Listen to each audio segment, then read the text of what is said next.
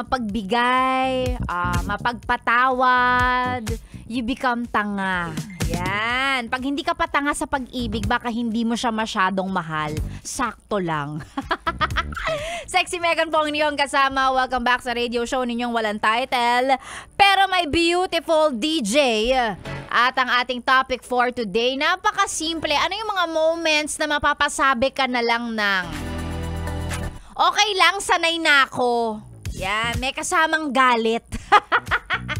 Ito yung mga bagay na ayaw mo naman sanang masanay, pero laging nangyayari, so okay lang, sige, sanay na ako. Let's read answers from our Facebook friends. Sabi ni Jason, yung laging ako yung may kasalanan sa relasyon namin, kahit naman siya ang may mali, ako pa rin ang magsosorry.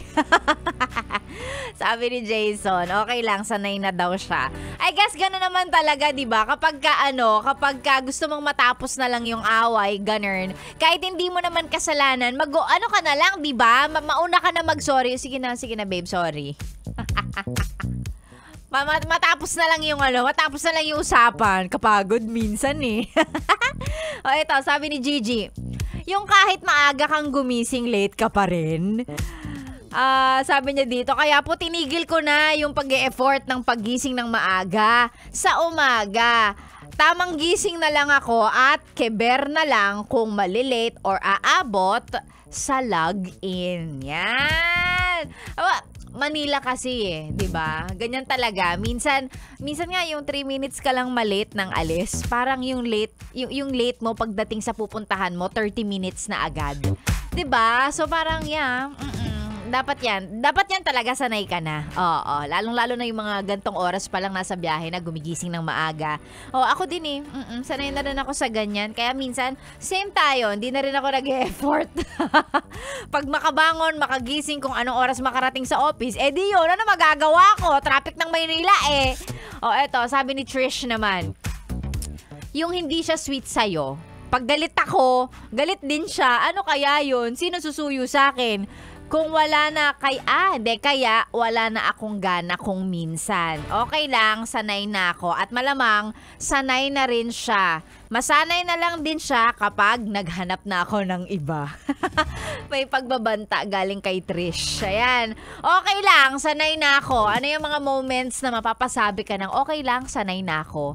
Ayan, i-message yung mga sagot sa ating Facebook page, Yes, The Best Manila, or sa page ko, Mas Maganda, Sexy Megan, and magbabasa pa tayo ng mas marami pang sagot maya-maya lang. But before that, eto muna, hello and good morning kay Sir JM and kay Sir Dennis. Kung sino man kayo, kung saan man kayo ngayon, nakikinig kayo, good morning. Sexy Megan po ang iyong kasama para sa mga pa-shoutout. Sige, go, isend lang po yan sa ating Facebook page din.